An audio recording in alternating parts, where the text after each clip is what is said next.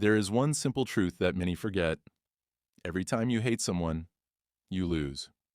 How is that possible? Isn't hatred supposed to give us strength, to ignite the desire to fight? Yet, Confucius, the great philosopher, thought otherwise. He claimed that hatred weakens us and robs us of true victory. In this video, you will learn why those who hate are already defeated and how to rid yourself of this destructive emotion to achieve real success.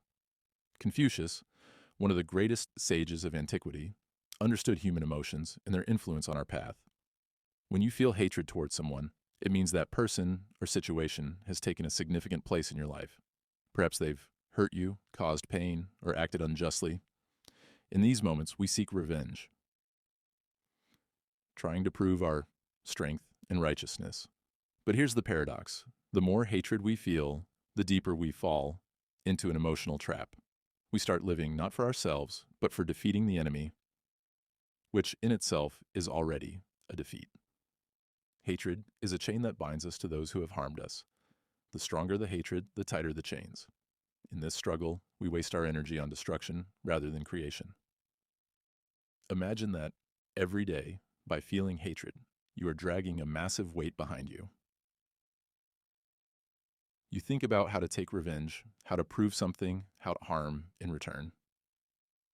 This weight not only slows your progress, but also poisons your life from the inside. While your enemy might not even think about you, you continue to feed your negative emotions. Confucius taught that the true victor is the one who can leave hatred behind. This doesn't mean you have to forget your grievances or forgive everyone around you.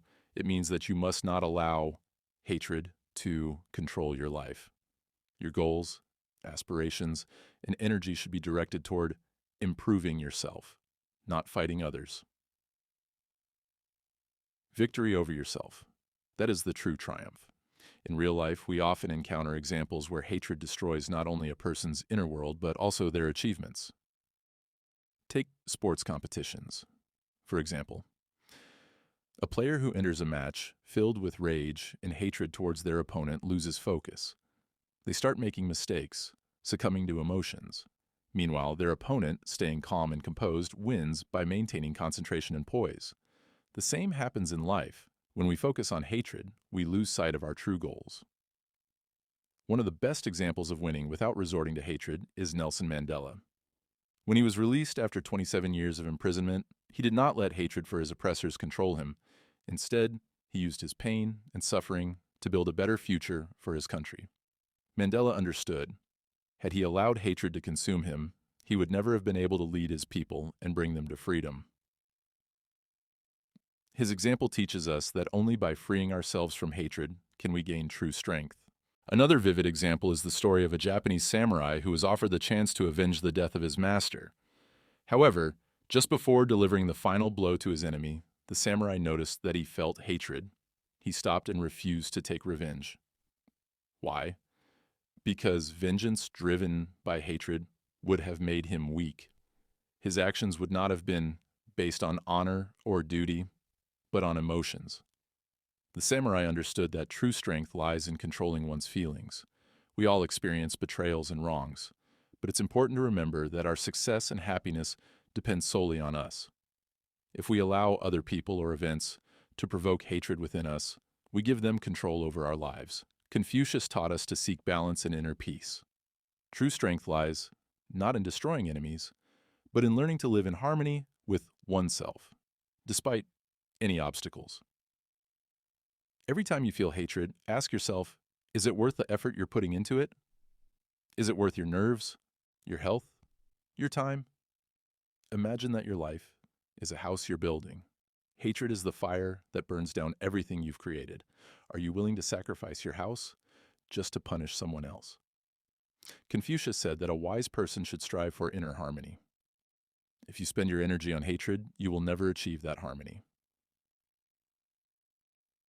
Yes, the world is unfair, and people can be cruel, but that's no reason to give them your life and your emotions. Focus on your goals, on what truly matters to you. When you can control your emotions, you become truly strong. Let's conclude with the idea we started with. Hatred is defeat, but this defeat doesn't come from an external enemy, it comes from within. Don't let your emotions overpower you. Use your mind, your wisdom, and your inner strength to move forward, regardless of the obstacles. That's how true victory is achieved. The next time you feel hatred, remember Confucius's words. If you hate, you have been defeated. At that moment, you are handing over your life to someone else. Your task is to rise above this, stay focused on your goals, and build your destiny based on love for yourself, not hatred for others.